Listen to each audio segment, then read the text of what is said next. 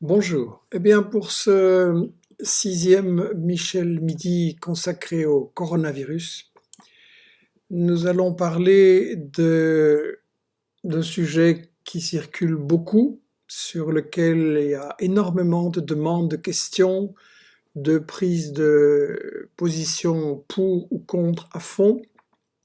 On va essayer de réfléchir ensemble là-dessus, sur le médicament miracle, la chloroquine, sur les positions du docteur Raoult de Marseille, euh, génie ou fumiste, complot, débat d'idées.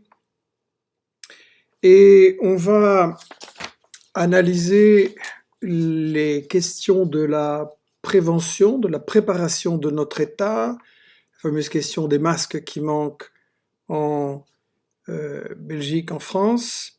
La question de la stratégie, faut-il le confinement ou faut-il pas de confinement et créer une immunité collective et quelle solution va présenter plus de morts et plus de sécurité. Et on va voir aussi ce que l'État a fait ou n'a pas fait, l'impact du pharma business sur la politique de santé publique et ce que nous pouvons faire pour l'avenir. Voilà, il y a beaucoup de thèmes. Ça m'a pris du temps de vous les préparer et présenter parce que, en fait, c'est un des sujets les plus difficiles à préparer pour moi. D'habitude, je prends des sujets pour Michel Midi où je suis un peu compétent, où j'ai des personnes ressources avec qui je travaille. Et là, je dois parler de ce que je connais pas bien. Donc, on va me dire, bah, taisez-vous alors.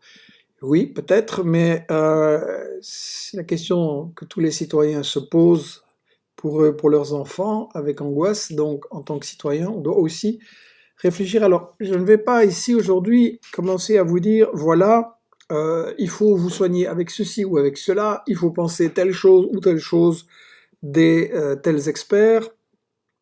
C'est plutôt nous, en tant que citoyens, qui ne sommes pas médecins ou scientifiques, quels sont les critères pour permettre de juger parmi ce débat entre experts, parmi ces opinions contradictoires, et quels sont les critères pour faire en sorte qu'en tirant les leçons de tout ceci, notre système de santé publique à l'avenir soit plus performant, plus sûr. Est-ce que tout ça était prévisible ou non? Qu'est-ce qu'on a fait? Est-ce que notre système de santé publique est déformé, affaibli par des intérêts cachés ou discrets, ou alors des intérêts qu'on connaît mais qu'on juge trop fort, on n'y peut rien.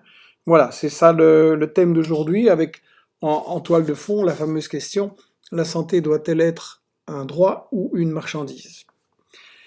euh, je voudrais dire une chose, c'est que ce n'est pas un problème de personne, et ce n'est pas un problème de croire ou non à telle personne. C'est quelque chose que j'ai déjà rencontré aussi dans les thèmes où je suis actif, les politiques de guerre, la désinformation, les géostratégies, les injustices, les rapports nord-sud. Il y a un peu une tendance dans le public à se rallier à telle ou telle star, se considérer comme fan de, et c'est quelque chose en quoi je tiens toujours à mettre en garde. Il ne s'agit pas d'être fan d'eux, il ne s'agit pas de croire en quelqu'un. Tout le monde peut se tromper, moi le premier, on l'a déjà fait, et l'important est plutôt ce que chacun peut faire, comment chacun peut se former et devenir lui-même capable de trancher entre différentes opinions sans être dans la position du croyant.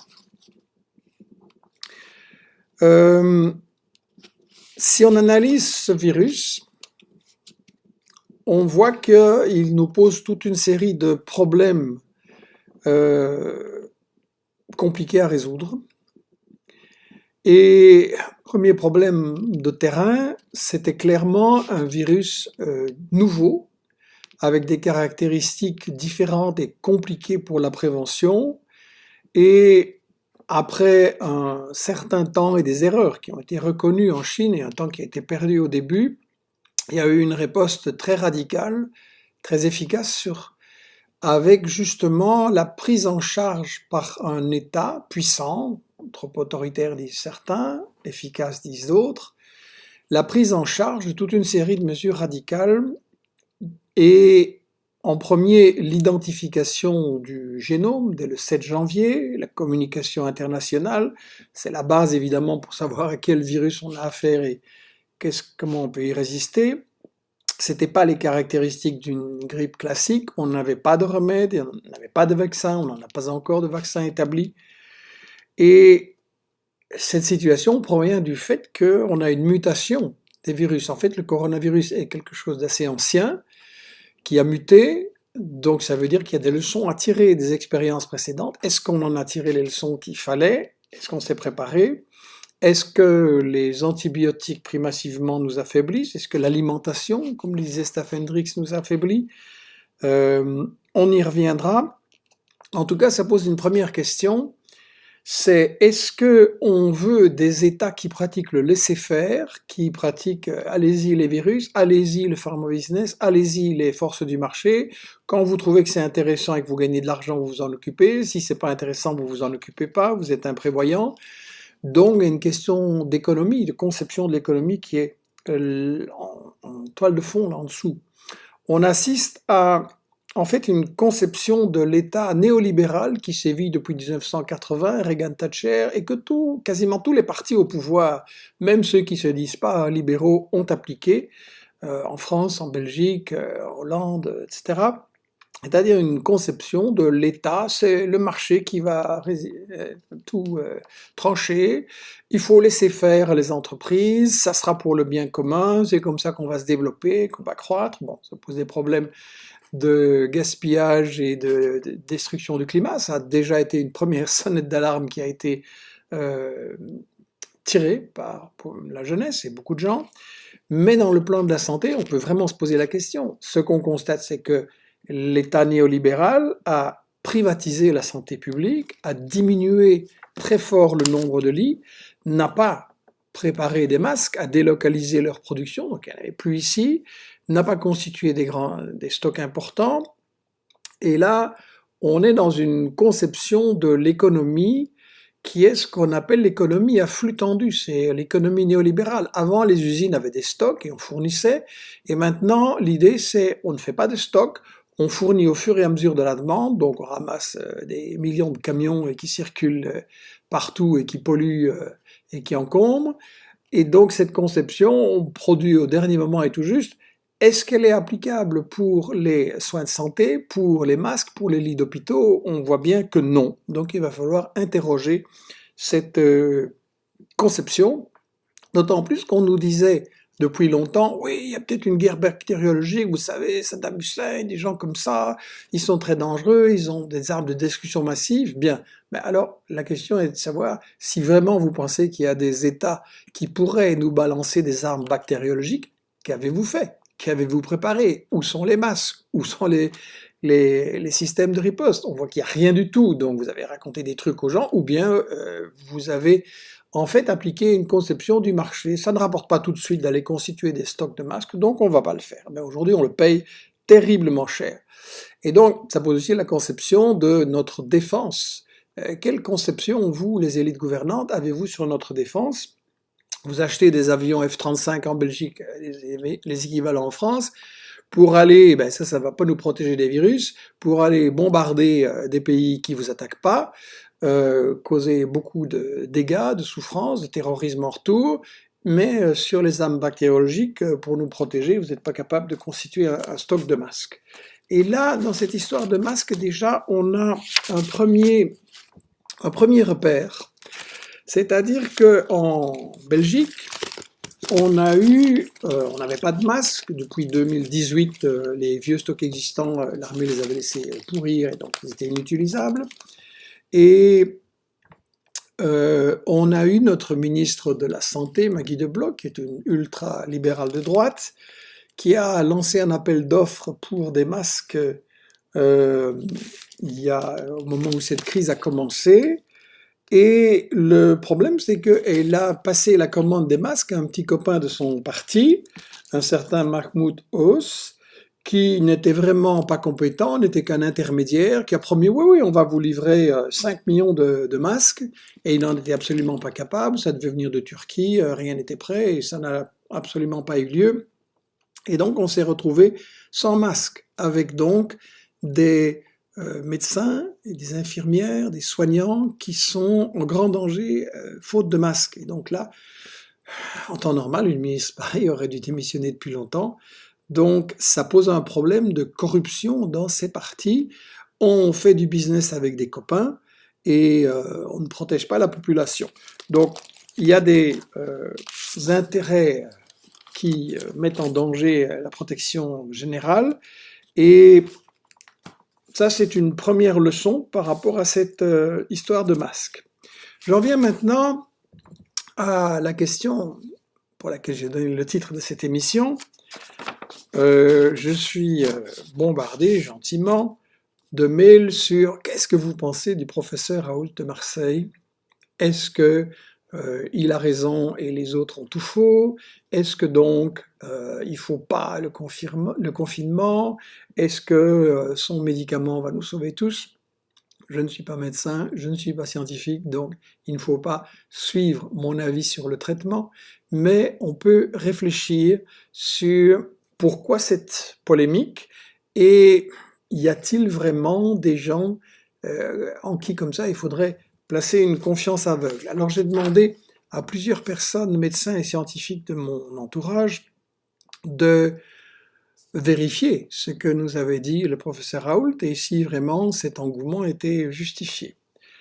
On a vu notamment un texte d'un autre médecin, le professeur Jean-Dominique Michel, qui est à fond pro-Raoult, qui disait dans sa note qui a beaucoup circulé une série de choses intéressantes, notamment que le coronavirus frappe évidemment beaucoup plus de personnes fragiles qui avaient déjà des autres problèmes, ça on le savait, et qu'il souligne que le problème est donc de faire en sorte qu'il y ait une meilleure prévention sanitaire en général et que les grandes maladies chroniques que nous connaissons, cardiaques, etc., ont 4 facteurs à l'origine. Ça, c'est quelque chose que je m'étais aussi basé sur Stephen Hendricks pour nous le souligner récemment, et on va faire revenir Stephen Hendricks parce qu'il a des conseils à nous donner sur comment se nourrir pour une bonne prévention.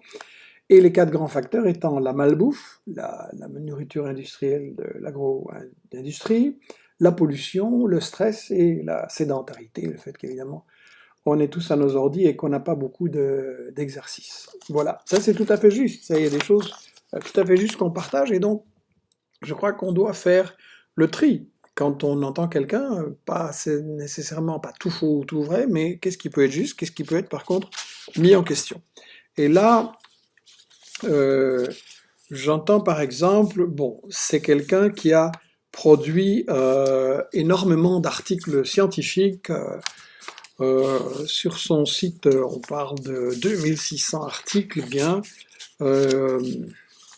Est-ce que ça veut dire que sur ce sujet-ci, c'est quelqu'un qui est compétent? Johan Ubeck, qui a écrit le livre L'homme, un loup pour l'homme, avec Dirk van Dupen, les fondements scientifiques de la solidarité, et qui analyse les théories de la droite néolibérale sur l'espèce humaine. Johan Ubeck a regardé quelques-uns des articles de professeur Raoult, et il me dit, il n'est absolument pas compétent dans ce domaine-ci. Il fait comme s'il était un spécialiste, mais il publie des articles sur toutes sortes de choses en suivant les tendances à la mode. Et par exemple, dans un article du journal patronal de droite Les Échos, Raoult a dit que, je cite parce que j'ai trouvé la citation dans ce bouquin, Raoult dit qu'il a qu'en fait il se passe quelque chose de bien particulier dans le cerveau des malades et que on va avec l'IRM, donc avec les résonances magnétiques du cerveau, être capable de comprendre et de classer objectivement des manifestations telles que l'anxiété, la dépression, l'insomnie, jusqu'ici définies comme subjectives. Et donc ça, me dit Johan, c'est une thèse dangereuse parce que, bien sûr, il peut y avoir des problèmes dans le cerveau, il faut les analyser, mais dire que les problèmes viennent de là et que les maladies psychiatriques viennent de la génétique ou de la biochimie et que la société n'a pas de responsabilité là-dedans, c'est une excuse pour laisser les patients psychiatriques dans des mouroirs, c'est une excuse pour ne pas voir que la société provoque énormément de gens malades dans leur tête et qu'il ne faut pas seulement soigner ces gens, mais d'abord la société qui provoque ça. Un autre psychologue très connu en Flandre a développé le même genre de thème, et j'espère pouvoir l'inviter prochainement dans un Michel Midi. Et donc, ça c'est déjà une première question. Johan me dit 2600 articles, moi j'en trouve dans le PubMed, le catalogue des publications médicales, j'en trouve 1823. Évidemment, c'est pas un travail personnel qui justifie 1823 articles. Sa spécialité, c'est d'étudier le microbiote intestinal et les virus géants. Là, il a publié dans des journaux prestigieux avec d'autres groupes à Marseille, mais il n'est pas spécialiste du coronavirus. Je crois que c'est plutôt un scientifique qui qui surfe sur les tendances du moment et voilà, il critique ses articles sur le Figaro, le Point, etc. Sur la question du coronavirus, un autre de mes chercheurs me dit le 20 janvier dernier, Raoult était en plein déni de l'épidémie de coronavirus. Je cite Raoult, il se passe un truc où il y a 3 Chinois qui meurent, ça fait une alerte mondiale, ça passe à la radio et à la télévision, c'est complètement délirant. Bien, on n'en est pas vraiment à un petit truc insignifiant. Le 17 février encore, il pense que le virus fait moins de morts que les accidents de trottinette. Voilà, vous trouverez ça sur Internet. Dire comme ça en évolution, c'est pas grave, il y en a autant que les accidents de trottinette, puis oui, il y en a un peu plus, mais c'est autant que la grippe, sans tenir compte qu'il y a des courbes de progression qui sont quand même, qui montent, qui grimpent énormément, exponentielles comme on dit en jargon, et que si on ne fait rien, ben, elles vont exploser, et voilà, c'est pas logique. Dire aussi, comme Raoult, il n'y a eu qu'un mort de la rougeole l'année dernière, c'est donc le vaccin ne sert à rien, bof. Et que le réchauffement climatique, selon lui, c'est n'importe quoi, ces modèles mathématiques avec des extrapolations, pour l'instant ça va très bien, bof. Voilà. Il y a, ça c'est une première indication. J'ai demandé aussi à au docteur Staff Hendricks par rapport à ça, la chloroquine, n'est-ce pas? Et j'ai reçu cette réponse. Il y a actuellement beaucoup d'institutions universitaires et autres qui ont demandé de l'argent, des subsides médicaux pour chercher des médecins, des médicaments et des vaccins.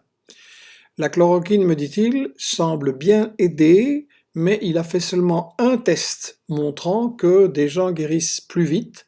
C'est trop peu pour dire ok, ça ira. Et Staff Hendricks me dit en fait on a 2 types de vaccins. Un premier qui est les vaccins normaux habituels qui sont des virus affaiblis qu'on vous inocule en même temps que l'antidote, pour la grippe par exemple. Et maintenant il y a une autre piste qui peut être intéressante, à savoir qu'on bloque les récepteurs dans votre corps qui font que le coronavirus peut s'accrocher. Voilà deux indications déjà. Ça ne veut pas dire que la question est fermée et réglée et que tout ça ne tient pas debout. Un autre médecin épidémiologiste en France, Badia, nous indique attention, parmi les 26 patients ayant reçu la Nivaquine, 6 sont sortis de l'étude, 3 ont été transférés en réanimation, 1 est décédé le jour 3 après avoir été trouvé négatif le jour 2, 2 ont quitté le protocole, l'un pour des nausées, l'autre quittant l'hôpital. Donc, on doit retenir que 8 patients sur 14 traités à la nivaquine ont eu un diagnostic négatif au 6e jour du traitement. Donc, il n'est pas question d'une guérison clinique générale, mais d'un critère biologique sur un groupe initial d'où ont été exclus 3 malades graves conduits en réanimation et un mort en cours de traitement.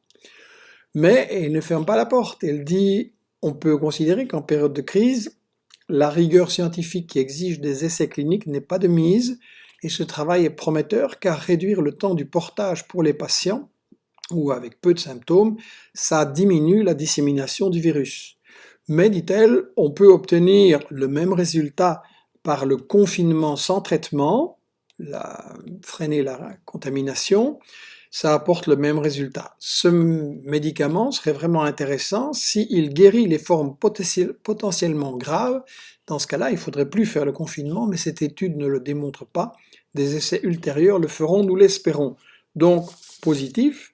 Que je retrouve ce que disait... Oui, alors, Johan Houvet qui mettait en avant que sur le même sujet de la vaccination ou de la thérapie, on a eu un article plein de bon sens en Chine de Shibo Jian, et ça n'a absolument pas passé dans la presse occidentale.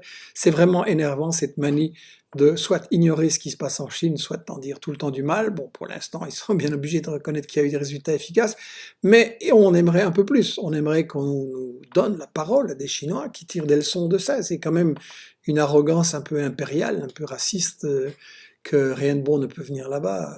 Écoutez simplement les gens qui ont une expérience et qui n'ont pas fait si mal. Et donc, Shibojian, ma prononciation chinoise n'étant pas garantie, a publié dans le périodique Nature du 19 mars un article intitulé « Ne vous précipitez pas pour déployer des vaccins et des médicaments contre le Covid-19 ».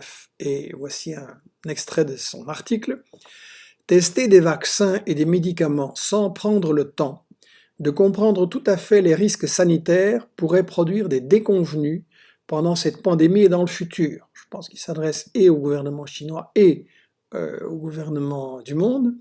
En effet, dit ce chercheur, la volonté du public de ralentir la contamination est liée à la confiance que le public a dans les avis sanitaires du gouvernement. Une ruée vers des vaccins ou vers des thérapies potentiellement risquées pourrait trahir cette confiance et décourager le travail pour développer de meilleures alternatives.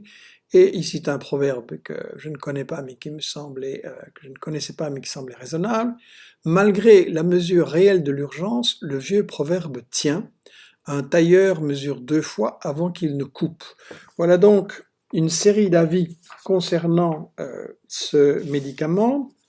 Ce que j'ai retenu en tout cas des communiqués, des vidéos du professeur Raoult et d'une série d'autres, c'est que ce qui était la carence épouvantable de nos gouvernants ici en Europe occidentale, c'est l'absence de dépistage et l'absence de tests. On n'avait pas les instruments, alors on les a réservés à quelques abeilles. C'est justement ça le problème fondamental. Pourquoi on n'avait pas des kits de dépistage et des tests et des masques protecteurs? Voilà une série de remarques sur la question du médicament qui pose une autre question importante, la question du confinement, oui ou non. On a eu beaucoup d'opinions diverses là-dessus, on a eu un certain je m'en foutisme de minorité, ça a été mis en avant par beaucoup de gens. Pourquoi? Moi j'ai l'impression que la plupart du public ici prend ça très au sérieux et montre une grande discipline, une grande rigueur. Donc c'est intéressant par rapport à tous ces discours sur oui, les foules, ceci, blabla, etc. Non, les gens sont très bien capables de réfléchir, de faire des sacrifices, de se montrer disciplinés, peut-être plus que ceux de nos élites. Et donc, il y a une vraie question qui se pose avec ça. On nous dit le confinement, c'est pas bon. Mais l'alternative, c'est quoi? L'alternative, c'est ce qui a été décrit comme l'immunité collective qu'il fallait se laisser développer. Et donc, on a eu cette théorie en Grande-Bretagne, en Hollande, la théorie, voilà, on va faire comme la grippe, il y a des gens qui vont l'attraper, certains vont en mourir, mais tous les autres vont être immunisés. Et comme ça, on ne doit pas arrêter l'économie et on ne doit pas confiner trop de gens, etc.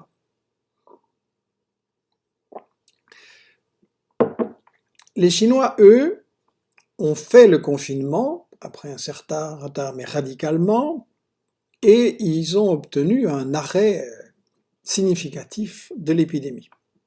Dans d'autres pays, on l'a pas fait ou on l'a fait trop tard, et on voit maintenant l'Italie qui a plus de morts qu'en Chine, comparé les populations. L'Espagne est en train de prendre la même voie. Ici, il y a aujourd'hui des statistiques un petit peu rassurantes, mais on ne peut pas juger tout ça sur 1 ou 2 jours, donc le danger est clair. Et l'autre solution, l'alternative, c'est créer l'immunité collective, c'est-à-dire on laisse les gens l'attraper. Il y aura des morts, mais ceux qui l'auront attrapé seront immunisés.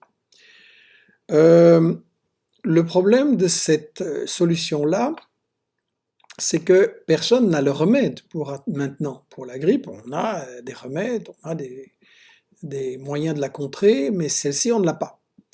Donc, si vous ne soignez pas, vous allez avoir les hôpitaux complètement engorgés, qui vont imploser avec beaucoup de malades, qui vont plus être capables de soigner et le virus et les autres maladies et les accidents qui vont pas s'arrêter, même s'il y a moins de circulation routière.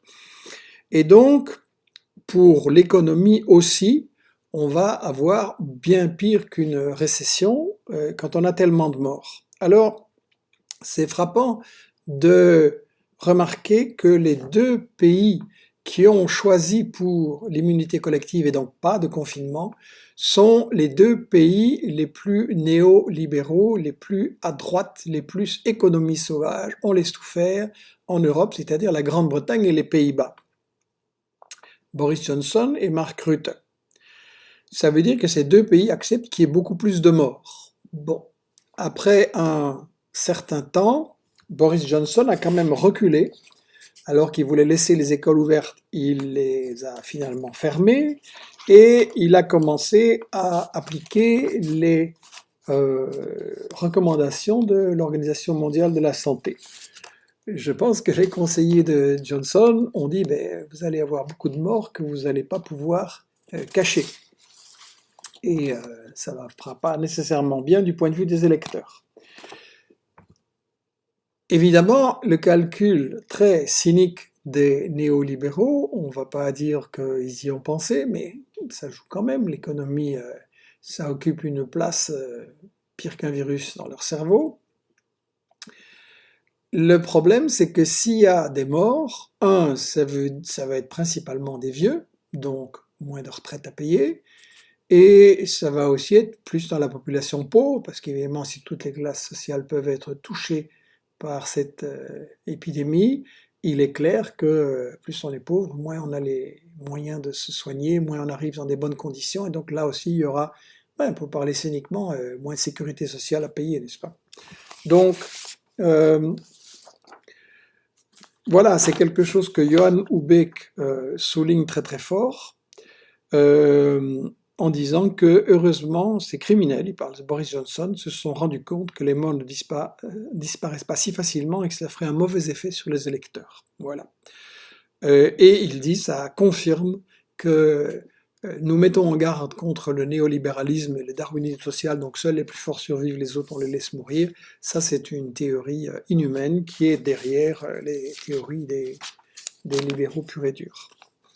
Donc voilà, la question immunité collective ou confinement, c'est aussi une question, est-ce qu'on accepte d'avoir beaucoup plus de morts qu'il n'est vraiment nécessaire, et est-ce qu'on accepte d'avoir des morts qu'on pouvait éviter? Voilà deux types de réactions de l'État par rapport à cette situation. Et donc, on en arrive à ceci, c'est que les problèmes de santé publique sont déformés par les intérêts du pharma business. Le pharma business, comme me fait remarquer le docteur Staff Hendricks, ont intérêt à vendre des vaccins très chers. Et ils nous ont déjà fait le coup avec la grippe. Tout d'un coup, il y a quelques années, tout le monde devait absolument se faire vacciner contre la grippe, puis c'est une fausse alerte, mais entre-temps, les firmes du Big Pharma en ont profité pour empocher des milliards, et en développant une certaine hystérie. Donc la question scientifique est, est-ce qu'il y avait une chance que ce soit très grave, est-ce qu'il fallait vacciner, ou comme ça, ou en tout cas le fait que le pharma business s'enrichit énormément sur le malheur des autres, ça pose un problème. Ça pose un problème, est-ce que les médicaments doivent dépendre du profit ou d'autres critères? Et donc, en fait, ça montre la nécessité d'avoir publiquement des grands débats entre les chercheurs publics, entre les chercheurs, pardon, et sans la pression du pharma business. Donc je crois que ces débats doivent avoir lieu avec Raoult, avec tout le monde, et que il faut éviter que des intérêts en déforment certains débats de santé publique, comme d'autres débats d'ailleurs sur la guerre et sur le terrorisme. Alors, pour conclure sur cet aspect-ci du professeur Raoult et des conflits d'intérêts, des médicaments, des vaccins, je crois qu'on doit évidemment savoir qu'il est normal qu'on soit tous angoissés de voir ce qui se passe, ce qu'il faut faire. Et ce sentiment peut pousser à l'envie de croire qu'il existe une solution simple. Et peut donner l'envie de croire en quelqu'un qui va nous sauver. C'est pour ça que j'ai intitulé ma chronique avec un titre un peu provoquant, le professeur Raoult va-t-il nous sauver? Je crois qu'on doit distinguer. Il y a dans les débats politiques et publics des choses qui sont simples, c'est ce que j'ai déjà expliqué sur les sujets dont je m'occupe. Tout ce qui concerne les guerres, les crises économiques, les conflits nord-sud, les injustices sociales, c'est quelque chose qui en réalité est simple, même si certains politiques et certains médias veulent nous faire croire que c'est compliqué et trop compliqué pour eux. J'ai donné les critères pour juger par rapport à tous ces sujets dont je viens de dire, et spécialement les guerres. Les critères sont 1. Chercher les intérêts, chercher l'histoire de ce qui s'est passé, qui a fait telles injustices, qui a provoqué telle situation, chercher qui on diabolise, chercher comment on inverse l'agresseur et l'agressé, comment on essaie toujours de se faire passer pour la victime, ou l'innocent, ou l'humanitaire, et monopoliser le débat. C'est ce que j'ai appelé, empêcher qu'il y ait un débat entre les différentes opinions. C'est ce que j'ai appelé les 5 principes de la propagande de guerre, et je suis convaincu que sur les questions d'économie, de politique de guerre, c'est simple, et il y a très bien moyen de l'expliquer, c'est ce qu'on essaye de faire avec nos livres, d'une façon simple, et que tout le monde peut saisir l'essentiel. Mais, et l'essentiel ici, dans ce cas, il est clair, c'est que le néolibéralisme, c'est-à-dire tout pour augmenter la fortune du 1%, détruire les protections sociales, détruire le droit du travail, comme Macron et compagnie n'arrêtent pas de le faire, c'est ça qui a aggravé le problème de la santé. Et un jour, il va falloir rendre des comptes, bien entendu. Johan Ubeck insiste, il me dit, il faut qu'on prépare maintenant le jour d'après. C'est-à-dire, quand la crise sera passée, on espère qu'on va tous faire la fête, mais il s'agira aussi de se poser des questions pour ne pas simplement dire, voilà, cette crise est passée, on est sauvé. Il est clair, quand on étudie les phénomènes des coronavirus, des virus précédents et des différentes grippes, des différentes épidémies, qu'on n'a pas fait ce qu'il fallait, qu'on n'a pas tiré les leçons, et maintenant il va falloir les tirer, il va falloir présenter la facture et selon moi, organiser des commissions d'enquête, des commissions publiques sur qui a fait quoi. L'histoire de masques par exemple, il faut que le public sache qu'est-ce qui s'est passé. Donc, ça c'est les choses simples. Par contre, dans les débats de la recherche scientifique, face à un virus ou des autres problèmes de scientifique et de santé publique qui se posent, ça peut être beaucoup plus complexe. Et là, je crois qu'il faut accepter qu'on ne sait pas tout, qu'on n'a pas la réponse à tout, qu'il faut écouter les différents débats d'experts, qu'il ne faut pas se prétendre expert tout d'un coup parce qu'on a lu ceci ou cela, ou parce qu'un tel a une bonne figure qui passe bien en vidéo. Donc, il ne faut croire en personne, il faut diaboliser personne non plus, il faut pour moi beaucoup plus débattre et que le public puisse contrôler ces choses-là et qu'on ait des commissions d'enquête, qu'on ait des observatoires de la recherche et des observatoires du pharma business. Voilà. Je vais prendre vos questions dans une minute, là, avant d'en venir à un deuxième aspect que je trouve important. Mais je voudrais, avant de venir à vos questions, premièrement, remercier l'équipe d'Investigation qui, depuis 2 semaines là, travaille d'arrache-pied pour, au niveau du site, je remercie Grégoire, Federica, Michele et Rafa, qui font en sorte que vous ayez, vous l'avez vu, beaucoup plus d'articles sur notre site et beaucoup de témoignages, d'analyses, de traductions, de réflexions, etc. sur le site investigation.net. Je remercie David qui travaille d'arrache-pied pour préparer nos différents livres, ceux que je vous ai déjà montrés et ceux qui sont en préparation. Il y en a un notamment sur les raisons profondes du conflit Chine-États-Unis.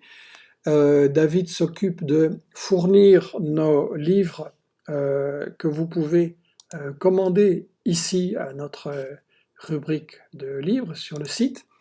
David s'occupe de vous les expédier quand vous avez des commandes. Malheureusement, les librairies sont fermées, c'est bien dommage, mais il est possible de se les procurer sur notre site. Et voilà, je rappelle que nous offrons La peur de Robert Charvin, La peur, arme politique. Gouverner, c'est faire peur et rassurer. Pour toute personne qui commande à partir de 50 € des bouquins dont j'ai parlé. Merci à David pour le travail qu'il fait. Si vous avez un problème avec votre commande ou si vous avez des questions, vous écrivez via le site à propos de votre commande. Je voudrais aussi dire que que la vente des livres sert avec vos dons à payer les salaires des jeunes journalistes dont j'ai parlé et que donc on a besoin de votre soutien que vous pouvez trouver sur le site à l'adresse qui figure ou en écrivant à don@investigation.net ou en écrivant sur le site si vous avez un problème ou une question. Je vous remercie d'avance, vous êtes nombreux à nous soutenir, il y a toute une série de personnes qui se sont manifestées en disant vous faites un bon travail, ça doit pas être facile, je vais vous soutenir. Donc merci, oui, c'est effectivement on a besoin. Il va falloir dans les mois qui viennent sécuriser les emplois et si possible développer Investigation comme je vous l'ai déjà dit. Donc l'équipe a besoin vraiment d'être renforcée, donc merci à vous. Je dois remercier aussi différents bénévoles qui se sont proposés depuis 2 semaines pour nous aider dans toute une série de choses, pour le site, pour des traductions, pour des vidéos. Si vous pouvez nous donner un coup de main, écrivez-nous via le site bien sûr, ou maintenant ici sur le Facebook.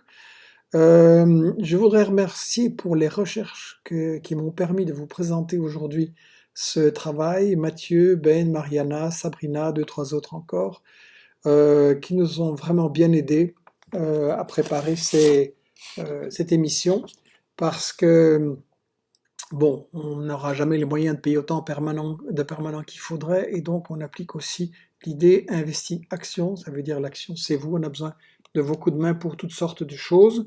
Je voudrais dire que vos questions nous sont très utiles, que vous pouvez les envoyer à l'adresse que je cherche ici, voilà.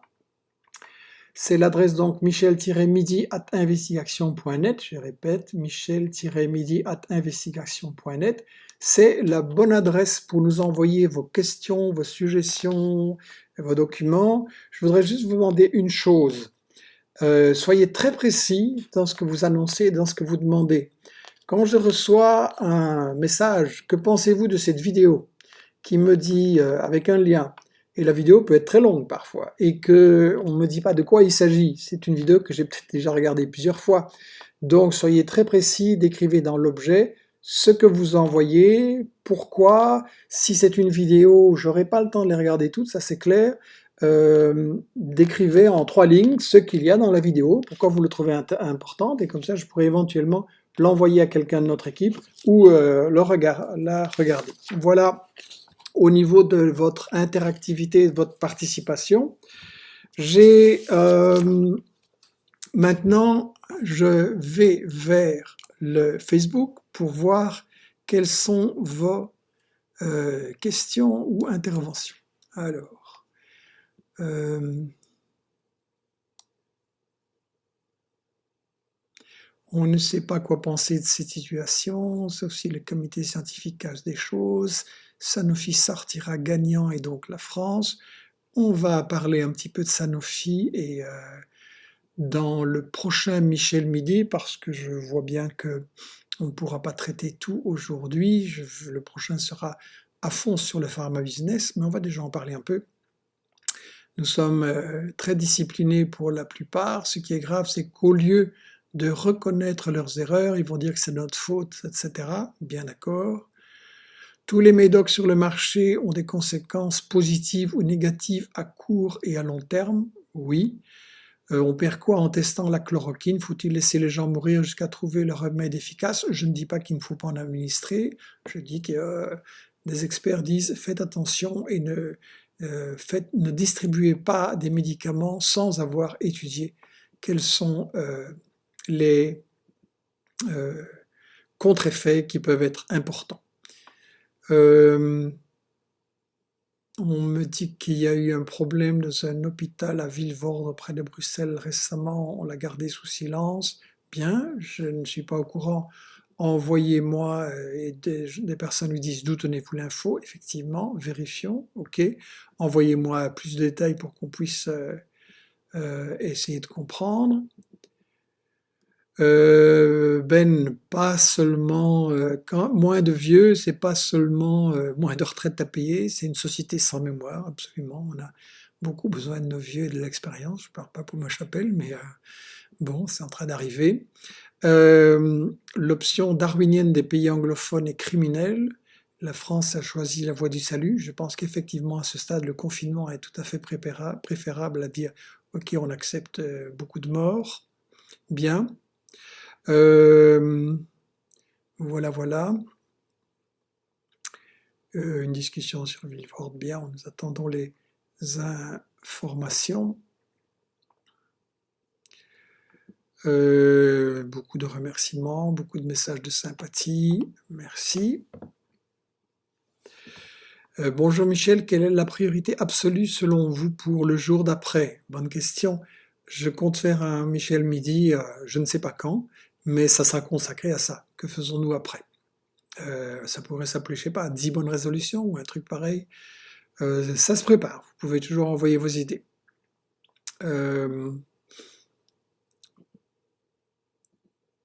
Pourquoi le gouvernement a accepté l'utilisation de la chloroquine juste pour les cas désespérés? N'est-ce pas une manière de pousser Raoult à l'échec?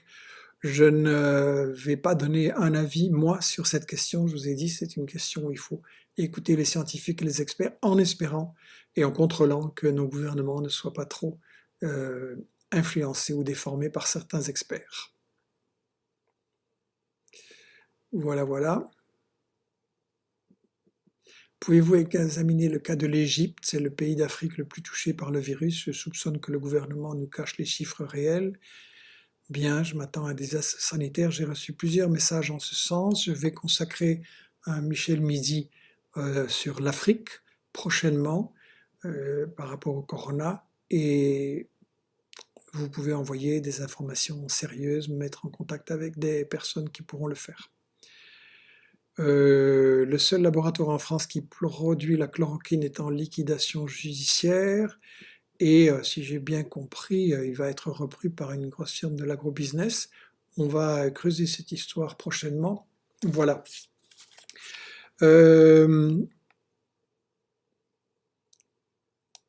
J'ai un graphique que j'aurais dû vous passer tout à l'heure, mais j'étais entraîné par mon explication.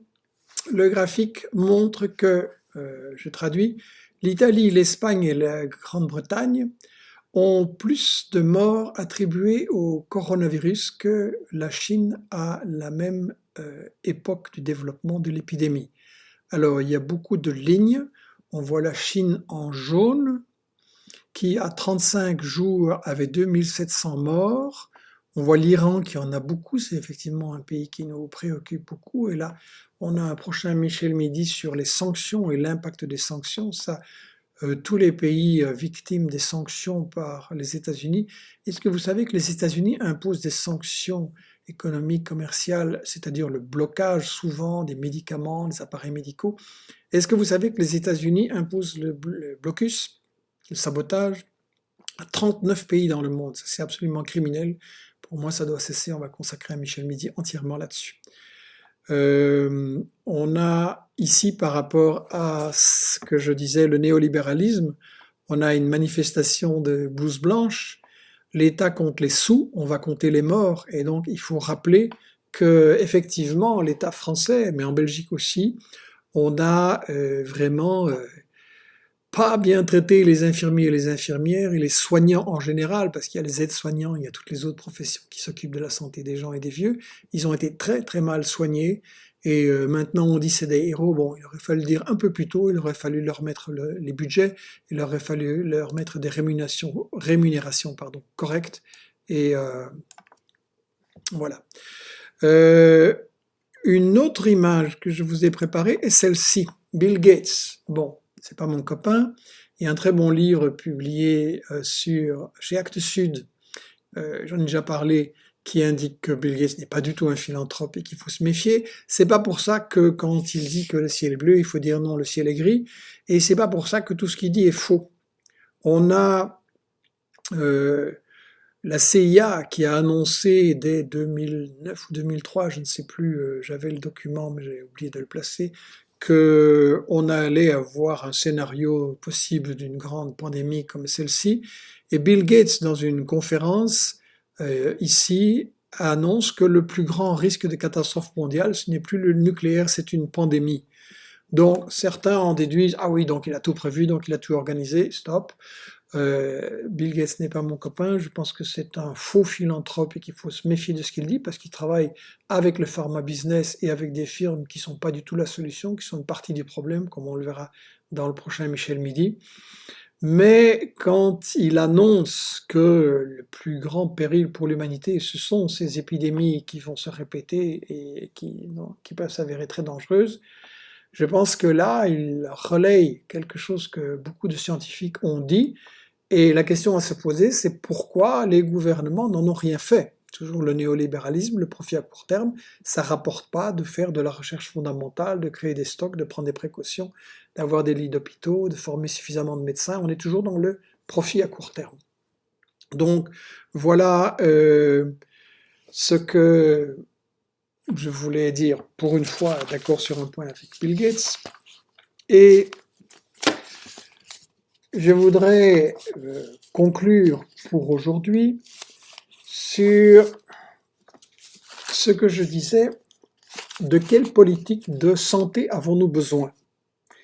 Il y a Jacques Attali, qui est un grand intellectuel chouchou des médias dominants et qui a été le conseiller de quasiment tous les présidents français depuis Mitterrand, qui en 2007 a dit que le principe de précaution, il fallait l'abandonner, que ces idées de protection des populations, il fallait les abandonner, qu'il fallait libérer le travail de ces contraintes.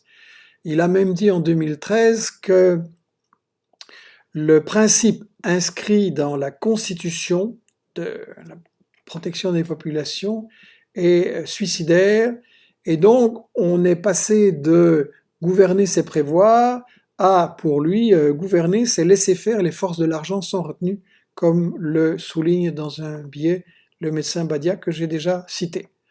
Donc, il y a ce que Attali nous a raconté, ce qu'on nous a tout le temps raconté ces 30 dernières années.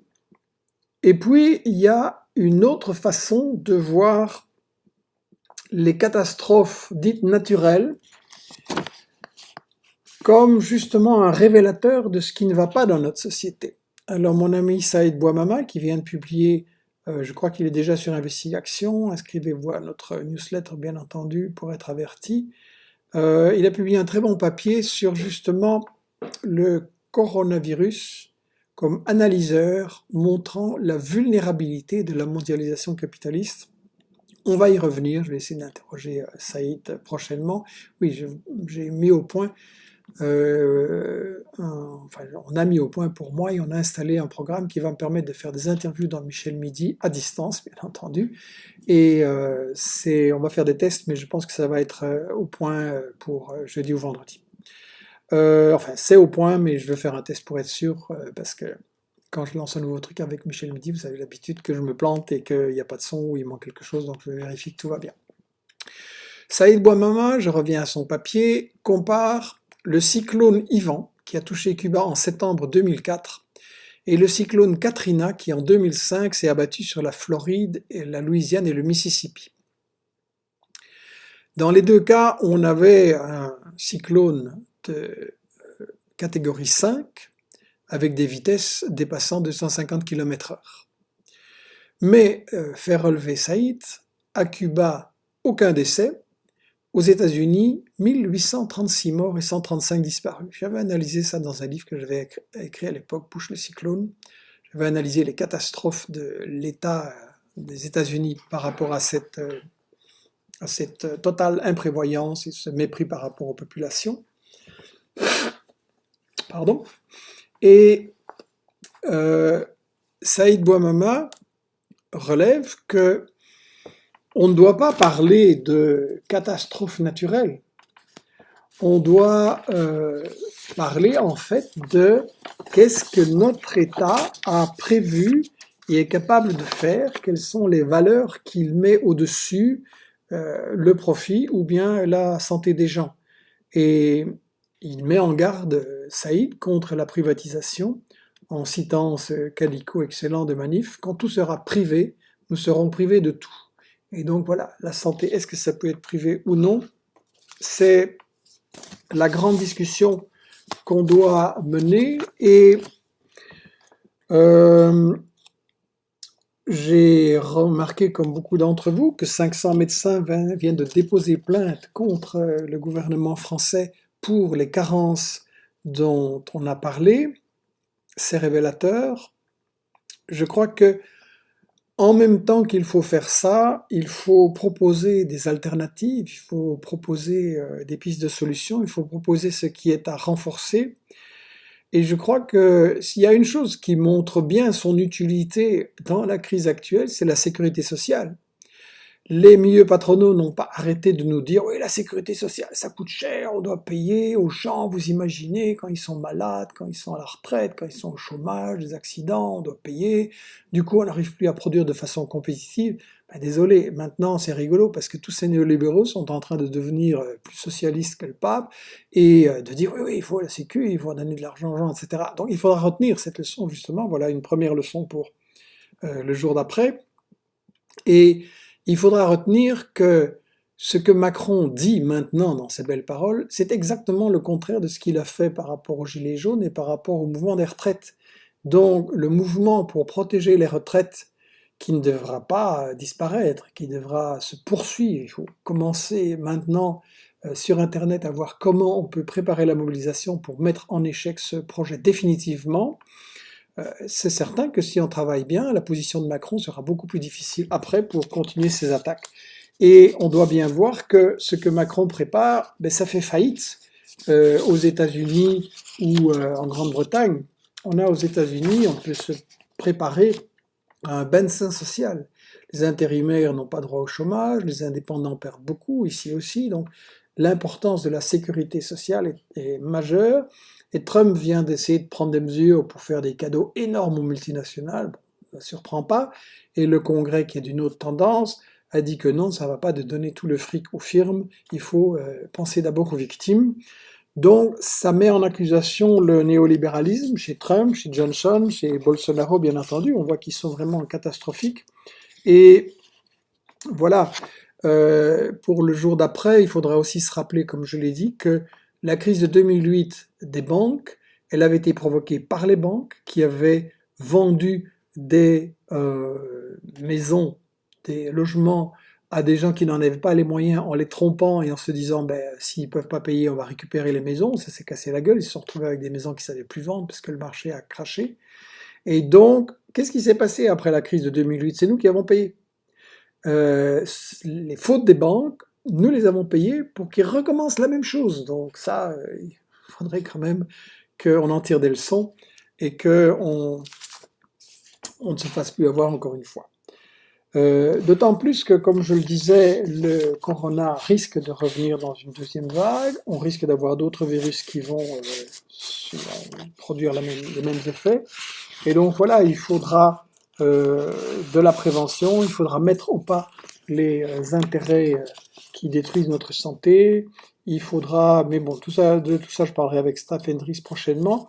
Il faudra réfléchir aussi comment ça se fait que Cuba, qui est un pays pauvre, il n'y a pas de ressources naturelles, il n'y a pas une économie très florissante, il y a des sanctions du blocus qui affaiblissent terriblement l'économie cubaine, et malgré ça, ils obtiennent des résultats formidables au point de vue santé. On est en bien meilleure santé à Cuba qu'aux États-Unis. Il faut réfléchir quand même à ça, comment c'est possible. Alors, vous n'êtes pas obligé de dire oui, tout ce que Cuba a fait, j'aime bien, mais il faut vraiment réfléchir d'où ça vient. Pourquoi est-ce qu'on a 8 médecins pour 1000 personnes à Cuba et 3 et de moins en moins en France? Donc ça, il faut réfléchir. Et il faudra réfléchir, et on va le faire, sur les firmes pharmaceutiques qui sabotent la santé dans le nord et dans le sud. Et il faudra réfléchir sur la question du budget des recherches fondamentales, de la publicité pour les médicaments. Voilà, ce sont des choses dont on va parler dans le prochain Michel Midi, que je vais faire pas demain, parce qu'il y a encore beaucoup de préparation aussi. Je vais le faire jeudi midi. Je vous donne rendez-vous. On va tirer les leçons de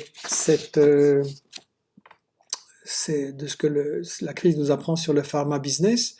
Je signale, pardon, une dernière minute, on m'indique que le journal officiel belge qui s'appelle Le Moniteur vient de publier un arrêté en urgence interdisant de mener certaines recherches sur certains médicaments et donc établissant un monopole des recherches. On va creuser cette question, ça semble inquiétant. Je crois au contraire qu'il faut pouvoir le faire de manière collective, contrôlée, et qu'il y ait beaucoup d'initiatives et qu'on ne favorise pas certains intérêts. Voilà, je remercie énormément tous ceux qui m'ont aidé à préparer l'émission, toute notre équipe. Je mettrai à la fin de l'émission les adresses pour nous écrire, pour envoyer vos questions, pour commander nos livres, pour soutenir notre équipe. Je regarde si vous avez eu d'autres interventions récentes,